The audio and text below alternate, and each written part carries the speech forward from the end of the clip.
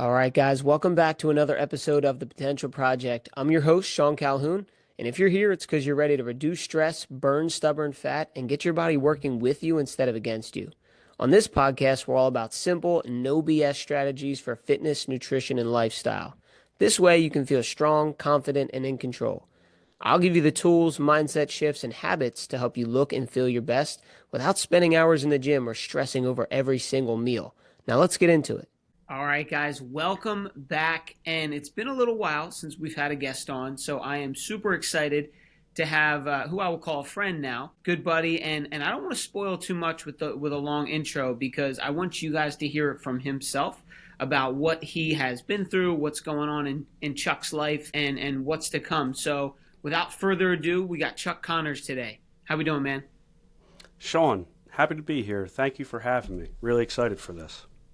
Yeah, it's my pleasure. So I wanted to start by talking about how we got connected. I'm a believer in, they say you are who you surround yourself with, and if you want to attract like-minded people, you have to just be that first. And it's no coincidence that, we are now in connection and building a relationship because, we live close to one another. We have mutual friends, school together. So I just thought that was really cool how we connected over the past couple months and are now doing this. Yeah, I think it's incredible, actually, too. The almost that old saying of the 6 degrees of separation from another person, but we were much less than 6 degrees. Yeah, I think having that openness to conversations and speaking with people led us to this point. I was looking to have a conversation with one person, saw that they communicated with you, and then they mutually put us in touch with each other, and then just led to us starting to talk and finding that we're both interested in a lot of similar things and building a friendship out of it. So life is very mysterious in a lot of ways, but also comes with a lot of cool things along the way. Absolutely. I totally agree. And on the show, obviously, we talk a lot about health and fitness and how to optimize. It is called the Potential Project. So we want to talk to people about how to optimize your potential, and that's why I couldn't think of anyone better than for Chuck to come on. So I want to introduce you guys to not only who Chuck is, but this revision of Chuck. So about 6 months ago, Chuck's life took a turn. So can you tell people about kind of what happened and what started the whole process of where you're at today? Yeah. So a little bit of background about myself. Grew up in the Philadelphia area, played sports my entire life, super competitive. Also always trying to be a student with anything, whether it was in school or even out of school and wanting to teach myself things. I always have been fascinated with diving into things and trying to get a better understanding of them. And my career took me to software, which is always evolving, and I had such a knack of an interest for that because it's always different. It's never getting stale.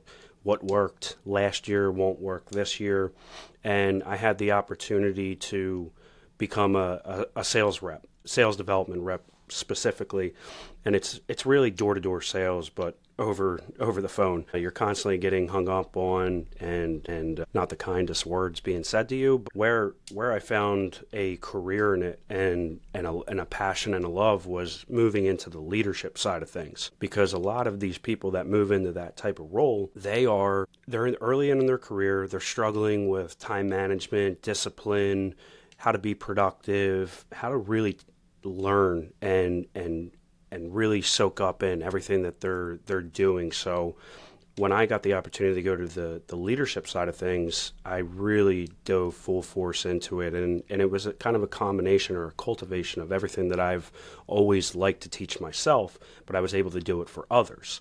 So fast forward a little bit, I've built and scaled 3 teams or departments at 3 different companies.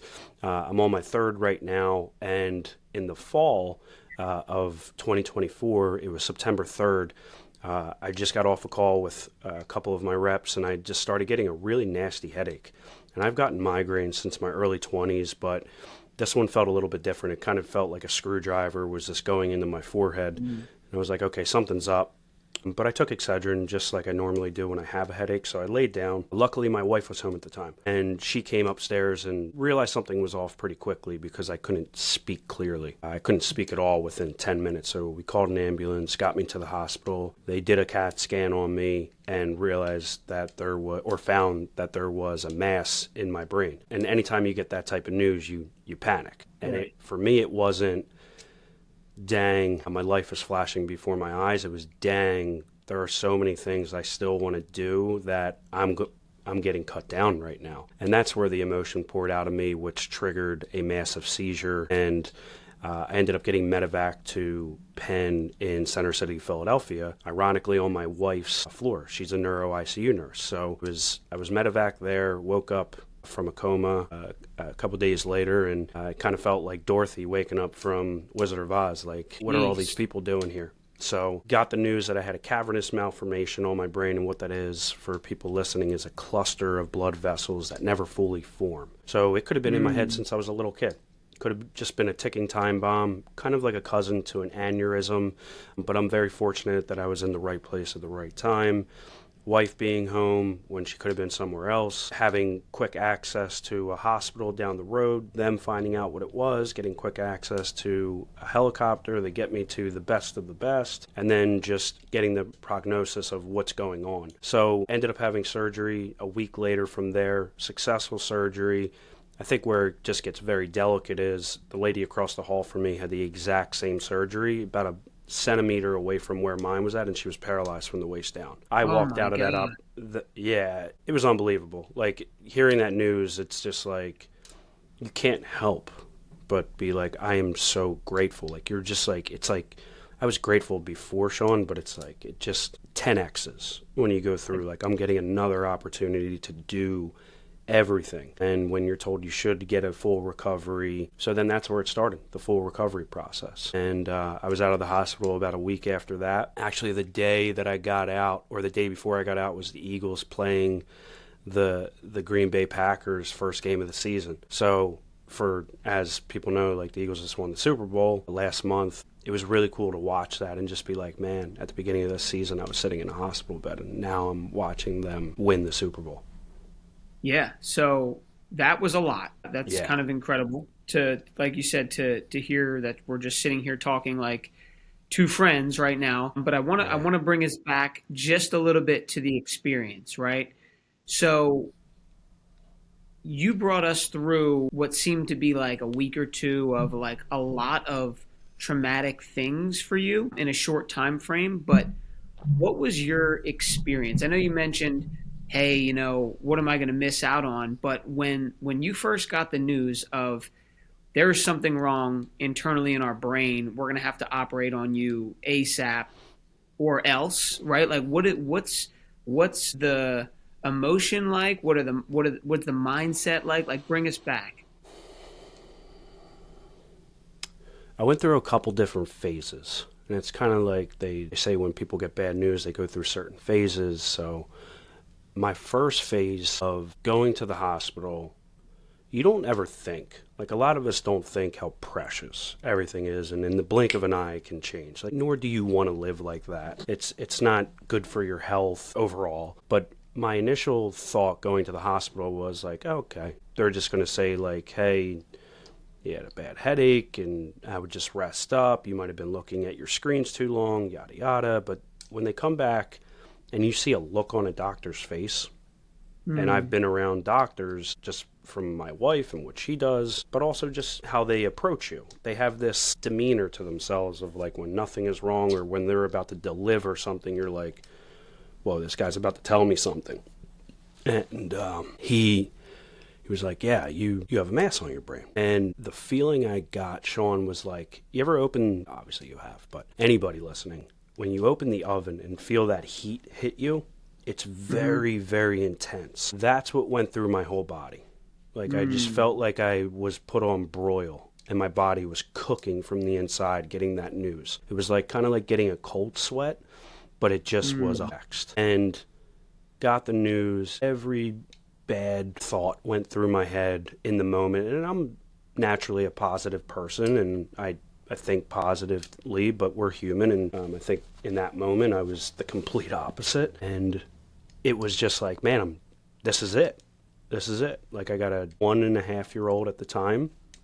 I'm like, man, she's going to miss out with a lot of things with me. My wife, like, we are 5 years into our marriage. What's going to happen next? And then it was the thought of, like, there's so many things I haven't done yet just because of people's opinions or thinking I need to be ready to do this by learning XYZ first before I even take the leap of faith.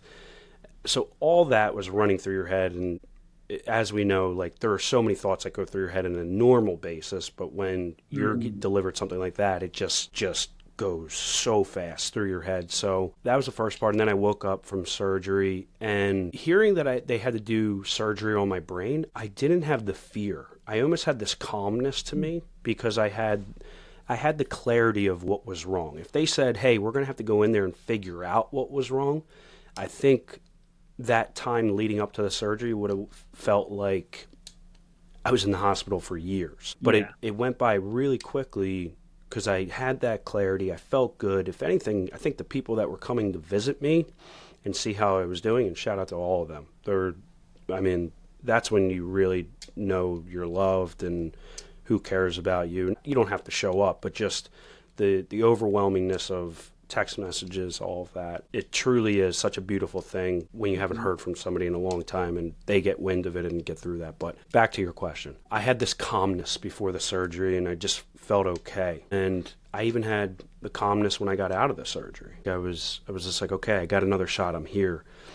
And within like 15 minutes of me waking up from the surgery, and I was on more chemicals than DuPont, but I understood, like, okay, I have awareness of what's going on.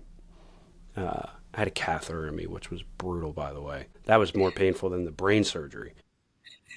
And I was just feeling like, okay, I'm within myself. I feel like I'm coming back. And within 15, 20 minutes, I was thinking to myself, I'm like, just get 1% better. Just get 1% better. And that's kind of what tied to what I ended up doing beyond getting out of the hospital. Was like, let's just get 1% better every single day. So, like, almost instantaneously, once you came back to consciousness after the surgery, you just told yourself, hey, I know where I'm at right now physically. I just need to focus on little itty bits to get me out of this.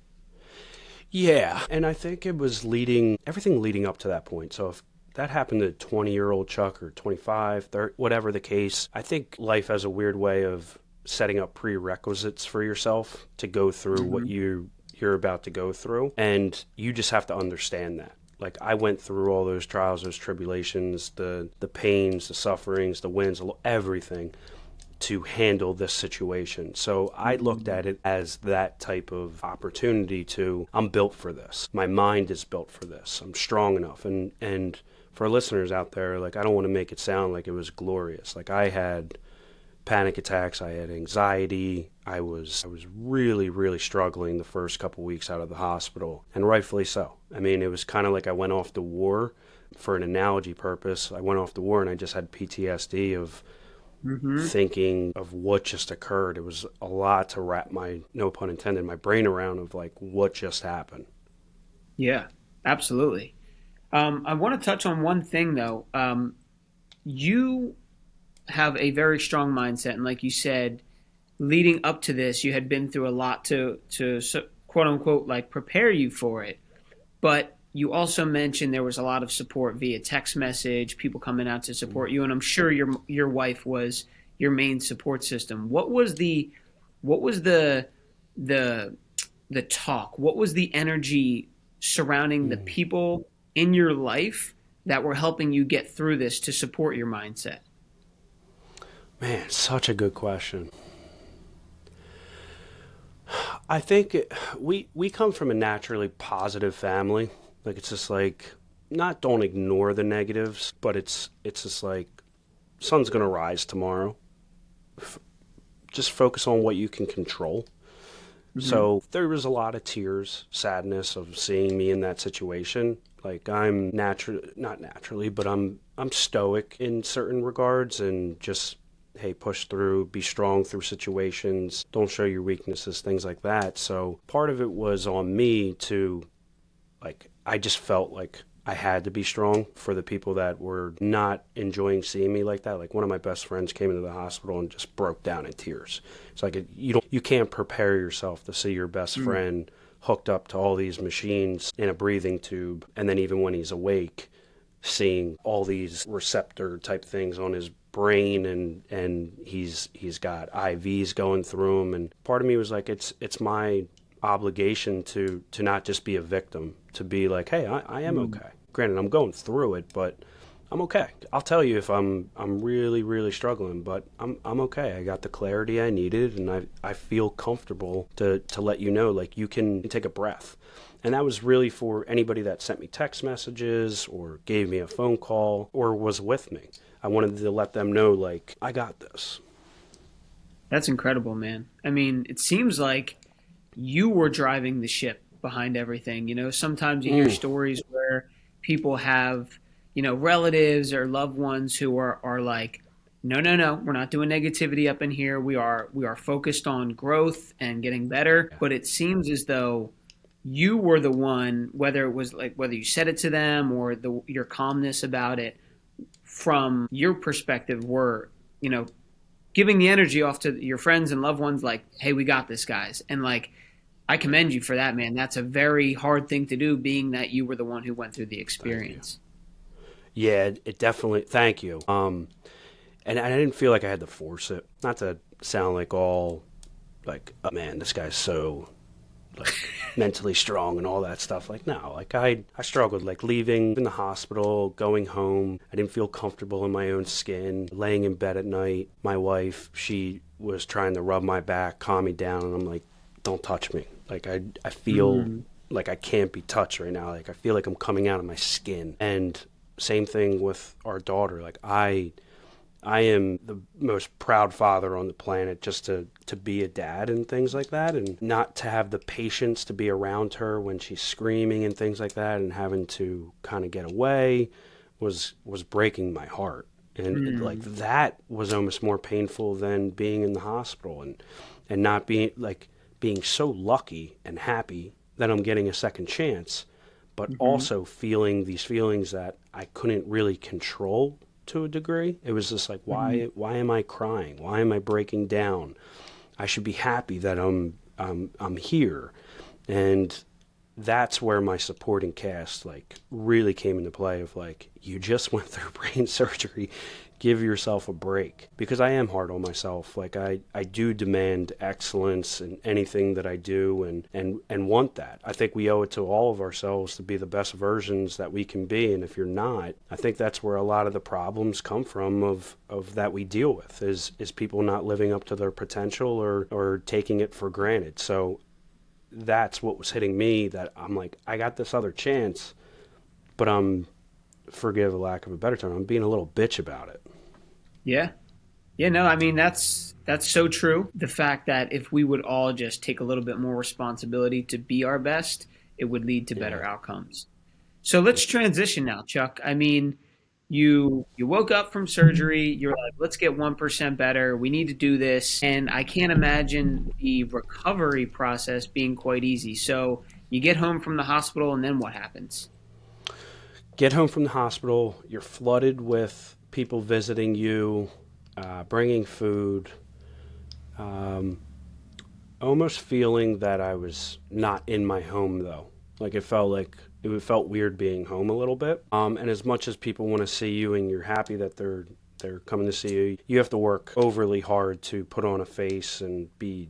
That's where I felt the more difficulty, like being at home and almost hosting to a degree, like, as I got staples in my head and things like that. But as I mentioned, I was dealing with a lot of anxiety, panic Mm, attacks, just, I wouldn't say depression, maybe to a degree, but not terrible. But luckily, it was still September, so nice weather and everything, so I was able to go outside and just have a sense of calmness and mindfulness, being by myself and just taking nature in. But I was struggling with those things that I mentioned, and I was lucky enough, I spoke to my cousin who loves to journal, write, and things like that. And she said, you should open up a notebook. and just start writing. And I was like, okay, cool, I'll do it. And I started doing it like by hand, but I was like, it's taking too long. Like I need to pour my thoughts out way more. Hmm. So I went on a Word doc and I just started typing my story from what happened day one to every little detail I put in, like of what the doctors were looking like, what my wife's face was looking like, what I was feeling, every little detail. And then I got to a point where I wouldn't call it writer's block, but I'm like, I still want to write more, but I don't, what should I write about? And I started thinking, I'm like, I've only had in the scheme of things over 100 people really understand what I've focused on the last decade as far as productivity, time management, discipline, discipline versus motivation, how I try to eat, how I try to be mindful, detoxing from technology and how it's helpful for you, and just being aware of burnout. So all these just lessons that the people that worked with me knew about, but I'm like, these are good things that other people can talk about, and it's nothing new. Like, it's everywhere online. You have videos get recommended to you left and right, but the way I approach it, I'm like, this is my point of view of how I look at this stuff. Mm-hmm. So I just kept typing, kept typing. And we just had on Netflix in the background. My wife was watching something. I'm watching it as I'm just typing. But then it would be sitting around all day because I didn't have work. So I'm just typing, waking up in the middle of the night, going on my phone, typing. And before I knew it, I had 45,000 some words in this doc. And I turned to my wife, Katie, and I'm just like, yo, I wrote a lot in a short amount of time. And it was like chicken scratch in the scheme of things. Like, sentences weren't punctuated correctly, all this stuff. It was just like a brain dump, but I felt so much better than how I felt when I first got out of the hospital. I felt like, all right, you kind of just had a therapy session the last month of writing this. Like, it's been super helpful. So the next stage of it, I was just like, let's do a book. I was very bullish on anything I could do at that point. I still am, but I was bullish on you could turn this into a book. People will like this, and I was just confident that people would take the story and it would help them out for anybody that read it. So I found a publishing company. They worked with me on it. They're like, okay, we're going to turn your writing from a fifth grader into someone that sounds a little bit more educated. So we started working on that. Then the process of getting the book published, and before we knew it, 1% Better, the book, was created. And I had no plans of writing a book when I woke up from surgery, like no plans. But all I had in my head was that 1% better mantra of Well, so let me ask you this though. What it sounds like, was the writing more of a coping mechanism for the anxiety and like all the mental disturbances you were having? definitely, Okay. So it was more like you definitely. said, therapy of saying, I'm just going to get whatever's here onto this Word document as fast as I can and however it comes out. And that's helping me, just deal with the stress, calm myself, give myself a place of like, I'm here, this is where I'm at, and I can progress through it. Yeah, it was almost a letter to myself, but also to the people that don't focus on discipline, because I think the all the prerequisites that I talked about and all the things leading up were things that helped me get through the surgery and the recovery and in the steps that I did, because I was able to say like, oh, I'm going to be disciplined to do XYZ. I'm going to make sure that I'm giving myself the time away from my phone so I can let my brain recover and not look at screens. I'm going to make sure that I'm managing my time correctly and that I'm putting the right foods in my body. Like, I overloaded with protein during this time of recovery. And I still remember the day the doctor came to our house to take my staples out, and she was just like, dang, I've never seen someone's head recover this quickly. Wow. And she took the staples out, and like, I'll send you pictures on the side, but it like barely looked like there was surgery done, besides that there was just a stripe of no hair, but Wow. it just recovered very quickly. And I truly believe that that was just part of how I approach my day to day and making sure that I was putting good into my body. So that's really what the book was. It was a therapy session, but it was also a therapy session to speak to everybody else of like, hey, these are really important things. I would focus on them, and you can really maximize all different areas of your life. And where the book really came from my brain, yeah, is that I wrote it in a way of like how I like to read books. Like a lot of books are really long chapters. There's a super amount of fluff. There, you don't know when the end of the chapter is going to be, and I think that's what kind of gravitates people away from reading, Yeah. because you can't feel like you're accomplishing besides turning the page, Hmm. especially when you're reading like an improvement book or a development type book. So if anybody does check out the book, like there's these subsections. So it's just like, oh, I read this section. Okay, I'm good. I could put it down. Oh, I read a few subsections. Okay, I could put it down. It's almost that 1% better mentality. But then also, I try to encapsulate all the different sections of the book as different parts of the brain. Like what part of the brain that does the brain focus on to control discipline or to control productivity or positive thing, all these different things. So it kind of has that type of flow to it. So you don't even have to read it in order. I think the only thing that might want to read is the first chapter, but that just tells the story of how it all came about. Wow, I love that how you set it up because I too, as a consumer, am like that. If I get hit with a big book and it's like, all right, this chapter's 45 pages and the words are real small, you're going to feel defeated. So Yeah. you literally took your philosophy on life that you wrote about and used it within the book, which is huge. Hey, hope you're loving the episode so far. Thanks for spending some time with me. I got a quick favor to ask. Make sure you're subscribed to the podcast because that's how I know you're getting value from the show. And this way, you never miss an episode. All right, now back to the show. Yeah, a lot of clarity through that time. No writer's block. Felt very fluid with everything that was I was dumping onto that Word doc, and then ultimately publishing. And I think the next challenge that I went through was that vulnerability. Like everybody is going to know your story now. Like Hmm. there's kind of no turning back. And I think that's why I wanted to move so quickly with the book. I didn't want to get that paralysis by analysis of what is somebody going Mm. to think here? What is somebody going to. No, just go, live with Yep. the results, and just keep moving forward. And that just has steamrolled into more projects and everything that I keep doing now. Yeah, and obviously we are going to put a link for the book so that you guys can all go get yourself a copy and read it.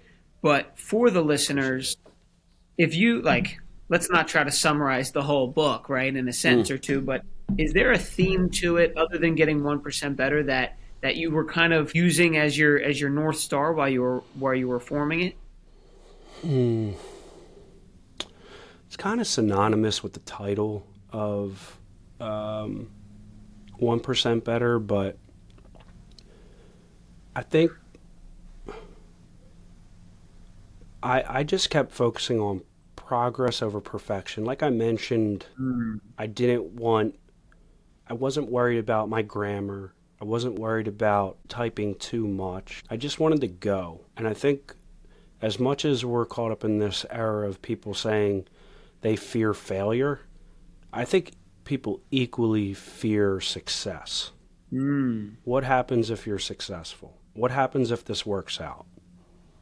What happens if you do have those expectations on yourself?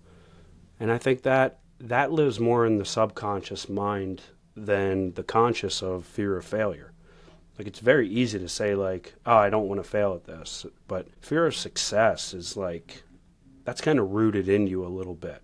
And not everybody deals with that, but I do think that is not talked about enough of what if this does work out? We're powerful, man. All of us. Like we're very powerful in what you can accomplish. So I think that's rooted in the book. That's wow, that's deep. I mean, like you said, that's not talked about that much. And I've heard Mm. people talk about that. Give me a look like let's dive into that a little bit more. What do you think are things that either come up in someone's mind or might sabotage them from proceeding based on the fear of success? Like how do you see Mm. that? So when you first start something, you have an unlimited amount of energy, it feels like. You get motivation, You feel comfortable with what you're doing because everything's new. You're learning. And anytime you're learning and putting yourself to like going through it, you feel good because you're like, I see what the end result will be. Like if I continue to Mm. put the work in, but then a few months pass and you're not at that honeymoon stage anymore, or 6 months or a year passes and you're not in that stage anymore. So then it's like, okay, now we're in the middle part where it goes up and down that that area of just continuous learning and plateaus that you continuously hit. And where I see the fear of success is you hit that plateau and you can say like, okay, this is it for me. I could see what I have to do next, but I got to take a step back to go 2 steps forward, or I messed up. I'm not okay with myself messing up, and I have to now pivot, figure things out again. And I think this is Mm. in all walks of life. It's not just entrepreneurship. It's talked about a lot in entrepreneurship because that's what these people live day in and day out. But even in Mhm. the working world, or I'm sorry, the corporate world, let's say, you get a job, you're onboarded, you learn all this new stuff, but then it comes down to sustainability of how are you progressing, how are you staying good, how are you constantly learning and getting better and without hitting these plateaus. So for the fear of success, it's like, what if I do put in that time? What happens? Am I going to fail again and fall back, or is it going to work out and I'm at a new level and I got to go through those failures even more? Like we almost have Mm. to condition ourselves to just be okay. Like failure is just a part of it. Success is a part of it. If you truly love something, just push. Keep going. Keep going. You know what? I think from what I'm hearing from you, right, and correct me if I'm wrong, but it's good for me to get clarity on this as well. So it's like you're working towards something and you're super excited, right? All you can see is the end result and it's great. But then you realize it's the daily, repetitious, like boring work that is what it takes to break through the barrier and get to success.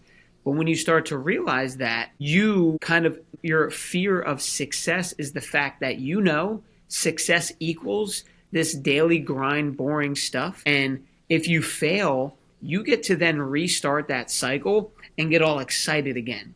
So maybe you're more prone to quitting or changing up what you're doing so that you can get back to that feeling of excitement, which is like a dopamine hit, whereas success equals daily, boring, not flashy stuff. And you're like, well, this road is wacky, even though the result might equal all these amazing things. The path to get there is boring, gray, and dark, so to speak. And the other road is, ooh, look at this. There's bright trees down this path, and it's new and it's Hmm. fresh. And it's like, I never saw it from that until you articulated it. And that's how my mind is seeing it. Does that make sense? You said it perfectly. Okay. Perfectly. You're like my publisher. You take all the stuff that I say out of my mouth and like make it make sense. But you're No, you're that. you're spot on. That's exactly it. And I think a big thing that causes that, and I didn't grow up 50 years ago or 100 years ago, but I think a big thing is we're in a world of instant gratification right now, Mm, to where if you're not getting that dopamine hit constantly, where you feel like you're having success and you're getting the gold star put on your forehead for anything that you do, you don't feel like you're accomplishing things. You don't feel like you're moving forward. But people really, really have to be conscious of zooming out of what they're doing and seeing how far they've come over a certain amount of time. It's super helpful to do that. And I try to remind myself of this affirmation. I'm proud of my progress every single day, no matter how small it is. Like you mm. sending an email or reaching out to somebody to get a new guest on your show or signing up new people at your gym, like that's a big accomplishment. But it's not looked Yeah. at that way because it's part of the routine of what you're supposed to go through. But everything can be a win. You just have to frame your mind that way. That's so true, man. I mean, and the way you said that reminds me of the book, The Gap versus the Gain. Have you ever read that? Yeah, very good. Yeah. Yeah. Yeah. So it's like you're looking at how far you've come rather than you versus your ideal. And that's so true. The analogy of zooming out on your life, it's like, look what you've done, right? Like, and as long as you have that mindset of progress over perfection and just Mm. continuing on, you're going to get there, right? It might not be Yeah. in the same time frame that you had hoped, but as long as you have your eyes set on the end result and you know what you want and you have good clarity on that, you work towards it, you're going to get there. Yeah. I talk with clients a lot with their fitness journey, and they'll say, I messed up this weekend. I'll start back up Monday. And I'm like, no, no, no. You're not starting anything over again. You're just continuing on, right? One bad Yeah. day or a weekend doesn't mean you restart. So Chuck, I mean, we have the book out, we have the mindset, we are sharing our wisdom with others, and tell us about how that stemmed into a podcast. I mean, we'll just get right into it. Yeah. You are crushing it. You're hitting the mic with the podcast and great guests. Tell me about that. How'd that get going? Yeah, man. So another thing that wasn't planned. I've heard of these things called guides, like where they'd almost like plant seeds in your head of like ideas and things like that. I think the podcast was just another thing like that where it felt right. I had no idea how to podcast. I've never done it before. I've listened to podcasts. I love consuming information, whether it's on commutes or even putting my headphones in as I'm doing stuff around the house. But I had this task of like, or this knowledge of thinking I could teach myself anything. And I've thought that for a long time now. Like, we're in the YouTube U era. We are in the Google anything and find information about it era. There is zero excuses to not learn up on something if you truly care about it. So I went down the rabbit hole. Just started learning like what are good mics, what are good tools to use, and then I just started thinking like, okay, if I have a podcast here, what do I want to talk about? Let's let it be an extension of the book and let it be talking to people that care about these types of things, whether they are ex-athletes or current athletes or sports coaches or health coaches like yourself, nutritionists, neurologists, anybody that has a very interesting story of how they improve themselves 1% better or the people around them. And I think those types of conversations are always infectious, but they're also very free flowing and you can Mm. always dig layers back. And I've had some amazing guests already. We recently, I told you, had on Phil Martelli. He was awesome to speak with. We have on Tom Coyne coming next week. He's very, very big in the golf world. Have a couple other big names I'm not going to drop just because this is where I'm superstitious a little bit, or a little stitious, as Michael Scott from The Yeah. Office says. But yeah, it's been an awesome joy, and a lot of people do it. A ton of people do it. But where I've found I'm not looking for a certain number to hit or anything like that. I'm doing it for the absolute love of just having really good conversations. And you started this podcast off talking about it. Like, you really get to speak to some awesome people by just having conversations. So I've really Yeah. enjoyed it so far. I love it. I love it, man. And I love the podcasting format because you can't always get your thoughts out in a short amount of time on a social Yeah, media post. This lets you articulate how you really feel. So, yeah. with your podcast, what's it called for the listeners? 1% better. So it's the Daily Improvement Podcast. 1% better, the Daily Improvement Podcast. It's on Spotify. I do have it on YouTube too. So I know a lot of Cool. people are getting kind of hooked on watching podcasts now and seeing people's emotions and how they look and how they're talking about things, but also have it on Apple. Did I say Apple Podcasts? But have it on Apple Podcasts too. Yeah. So the three primary ones, trying to get it on more. But yeah, we launched in January. We are on episode 13. First 10 episodes were really just myself talking about different chapters in the book and diving a little bit deeper on those topics from a voice point of view. But then now from here on out is just a new guest every week. And that's what I truly love. I like having conversations, asking questions, like being on your end as Yeah. we've done, and really exploring people's backgrounds and what makes them tick. Yeah, absolutely. That's great that you were able to start with getting, your thoughts on the book out there and sharing a little bit of your story. But as you have guests on and just in general, what is it that you would hope your viewers get from your podcast? Like, what's the message you're trying to put out there through these guests? It's an awesome question. I think it's different for every episode.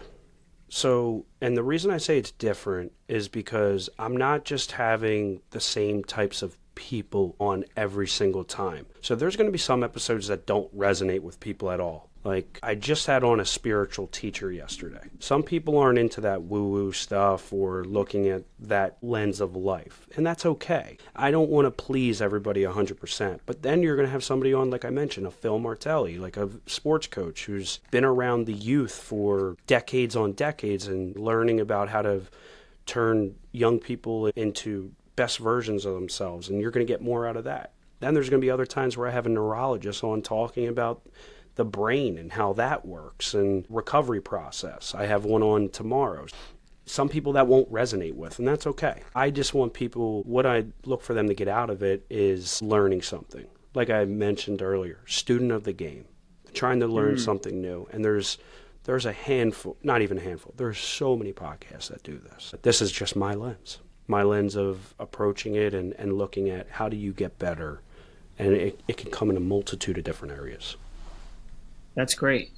Yeah, it's being able to showcase these people and having their perspective on how they're getting better. And it Yeah. seems like you're doing a great job at that. I mean, and you've mentioned this twice now, how like there's other podcasts like that, there's other books like that, there's Instagram posts. But what I truly believe is that there really isn't new things out there, right? Success leaves clues. Wisdom Mm. has been here for thousands of years. But what is different is you and the way you Mm. articulate and the way that your message comes across and the energy you put forth.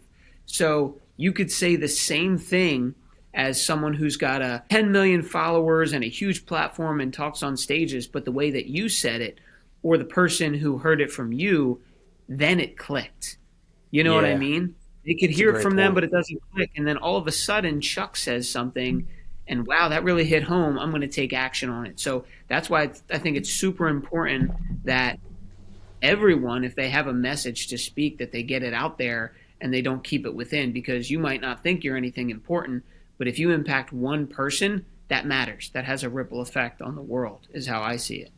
Great point. Yeah, that's a phenomenal point, and I'll admit it on air. I forget that sometimes. Like, you kind of just think you're a small fish in a big pond and staying status quo with everything. You need to remember that there's an abundance of everything out there. And it's really like how you look, how you frame stuff. Like, our minds are so freaking powerful of like creating stuff, manifesting it, Hmm. and just creating what you want. It's just a matter of giving yourself the green light. Yeah, giving yourself permission. Well, Chuck, I have a couple more questions, but before I get to those, I'd be a Yeah. fool if I didn't ask you the fitness and the nutrition side of things. So, dealing Yeah. with such an intense surgery, what has been your go-to for taking care of yourself physically in this recovery process? Yeah, there's been a couple different stages. Early on, it was really, and it still is, very meditation focused. Being able to slow my brain down or slow my thought process down and giving myself the gratitude and making sure I stay very aware of that. So even during those tougher days early on, it was very, very heavily focused on meditation. So that was my form of exercise in those early months. And then I got the green light to start doing light weights. So I love doing 3 to 4 days a week, doing upper body, lower body. I will be going back to the gym here in the next month or so. I just been doing it at my house for the time being, and that has been super helpful of just hitting a milestone. The other is we have a treadmill in the house too, a little cheap one, but just getting steps Yeah. and getting 2 to 3 miles in every single day, um, and keeping that a part of the routine. So mixing that cardio with strength training, those areas have been really helpful for me. And then even focusing even more on my intake of what type of food I'm eating. Like, I'm very, very sensitive more than ever to if I have too much coffee or too much sugar. Hmm. I feel it big time now. It's like everything has been heightened. And I'm actually going through the process of a functional medicine doctor over the next few months of really understanding what my body is okay with and what it's not okay with. Because, like I mentioned earlier, I want to maximize the second chance or this this new turn leaf as much as I possibly can. And what better way to do that than understanding your health to the best degree possible? Yeah, absolutely. Well, kudos to you for finding ways to stay active, not only physically, but like you said, that first part was meditation and that was your exercise. And that is Yeah. huge. I mean, anyone who's listening to this can benefit from those habits that Chuck was talking about. And then, like you said, nourishing your body with what it actually needs. Yeah. Because guess what? If you injured your arm or you had brain surgery or anything, I always tell people you will never not benefit from eating healthier and exercising. Like no matter what your scenario is, that's probably a safe bet to start embarking on is eating whole foods and getting some steps in. It does so much. It lowers stress, it clears your mind, it allows you to just decompress. Where we as humans now, with technology at our hips, whether it's laptops, phones, televisions, you name it, we're constantly just uploading information to ourselves instead of downloading information Hmm. and getting it out of us. And I really, really believe that fitness in any form, whether it's mental side or physical side, you need to download the information off of yourself to allow yourself to decompress. Because if you're just storing it, storing, constantly learning, constantly doing all this, that's where burnout really does come from, because you're not balancing it. And it's just like our cell phones. Like when you're too tired, or I'm sorry, when your phone's on 1%, you plug it into a charger. When you're on 1%, like we typically sleep, but what else are you doing to help your body feel better? That I that's something that really stays front of mind for me all the time. Yeah, yeah, and like you said before, we have access to it on our phones at all times. So instead Yeah. of recharging, what do? It's like, oh, gotta listen to another podcast or I gotta flip through this TikTok video. It's like, relax, decompress. Like you said, you have to download what you're doing and hopefully take Yeah. some action if you're listening to informational stuff. Yeah. So, Chuck, I mean, you've been through a big life change, a lot of things happening, a lot of growth within the Mm. last 6 months. What is, is I guess it's going to be hard to say, but what's one of the biggest lessons that you've learned through this entire experience? Mm. Biggest lessons I've learned. Uh, Gratitude has no limits. Like, there's no limits to gratitude. Like, you could say, I'm happy I have a house, or I'm happy I have clean water, I'm happy that I have a significant other, I'm happy I have a kid, but you can peel those layers back more and more and more. So I think the lesson that I learned was that you can continue to just keep pushing that gratitude further and further. Like, I'm happy I have a kid. Okay, what else? I'll take my daughter, for example. I'm happy I have a daughter. I'm happy that she's healthy. I'm happy that she calls me dada. I'm happy that Mm, she gets to eat clean food on a daily basis. I'm happy that mm, she doesn't have to struggle for her next meal and things like that. I'm happy that she has her mom in the house. Like, you could do this for anything. So mm-hmm. that's a big lesson that I got is like, you can keep peeling back gratitude. And then I would say the other thing is like, really be conscious of your support system and who's there for you and who actually really does care for you. It doesn't need to be a text every single day and things like that, or a phone call. But like, if you really zoom out, everybody that cares about you, even people that feel kind of quite alone, you'd be surprised at how many people care about you Mm, when like push comes to shove. They're the big wow, things. wow. And I'm honestly really glad you mentioned those two things. I think when someone's listening to this, maybe they expect some tactics or something, but it seems like you've had a really good understanding of what really matters. Mm, That gratitude one was huge, man. It's like you're able to embody what it means. You're not just saying I'm grateful for having a daughter, but by you peeling back those layers, you're able to really embody that feeling and the yeah, impact that it has on your life and life in general. So I love those yeah, tips. So we have a book now. We have a Mm. podcast now. Life's changing. Life is looking good. What's next for you, man? Any other plans for the future? Anything that we can look forward to? Yeah, I'm gonna buy the Sixers. No, I'm kidding. They all jokes aside, but yeah, I think what's next, where I found that the first two things were super helpful is I let them come to me naturally. I'm doing a little bit more pressing on my next endeavors. I am getting into coaching. I've been coaching the last decade or more in my professional life, but I want to, or I am creating really a program that my reps have gone through in their professional career, but I'm doing that outside of working for the companies that we work for. And I don't Got it. think you need to be tied to one company to learn and have my teachings of what I've done over the last decade. So that is the next thing that I'm embarking on. Still in the early stages of it, but it's not something that I'm pushing aside anytime soon. So more for that to come. And then after that, I don't know. I think a big thing is I don't want to limit myself. Welcome opportunities, say yes to things when they come, and just be okay with where the road takes you, because in a blink of a day, everything can change for the negative or change for the positive. So just welcoming things and welcoming opportunities to work with people like you mentioned too. Our friendship came out of this, and it's very cool if you allow it. So, but yes, to answer your question in short, coaching business is on the rise. That's exciting, man. That's a cool endeavor, and I know you're going to Yeah. crush it because it's what you've been doing for a long time, and it just puts the cherry on top for your book and your podcast and what we're providing out to the world. So, Yeah. Chuck, where can people find you at? I know we're going to link this stuff in the show notes, but where can people get in contact with you if they want?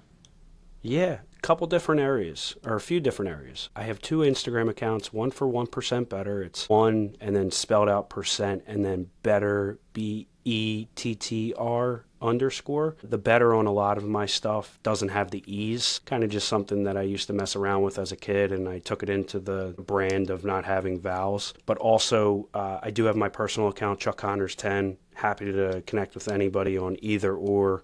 They're kind of synonymous with one another at this point. But also on LinkedIn, you can find me there. I have my YouTube channel for YouTube, Spotify, Apple for the podcast as well. 1% Better, Daily Improvement Podcast, and then yeah, that's really the list of it. And I'm always happy to connect with anybody whatsoever. And then the 1% Better website, onebetter.com. No E's in better. Is that where we can get the book as well? Yeah, I should probably mention that one. It's on Amazon. So, and for people Okay. that don't like reading, I actually am in the process currently of getting an audio version done. So that should be Sweet. done within the next month. So people that like to listen on jogs, walks, whatever they, or driving, you'll be able to listen to it from a much more beautiful voice than mine too. So that's going to be exciting for the next evolution of the book. But yes, it's on Amazon. Awesome. Awesome. And like I said, guys, I'll link that stuff in the show notes so that you don't have to overthink it and try to spell that out. You can just click and go right to it. Well, Chuck, I thank you so much. This was a pleasure, man, just catching up and sharing the world, sharing your wisdom with the world. So I thank you again, man, and I look forward to hopping back on for another episode in the future. Likewise, Sean. Appreciate you having me, and thanks for all the support. Hey, thanks for spending some time with me on today's episode. I hope you got a ton of value from it. If we're not connected on Instagram yet, let's change that. Hit me up at Sean Calhoun underscore. That's SEAN Calhoun underscore. Shoot me a DM. Let me know what you think of the show or if you got any questions about how to level up your health. I'd love to hear from you. Thanks for tuning in. I'll see you on the next episode.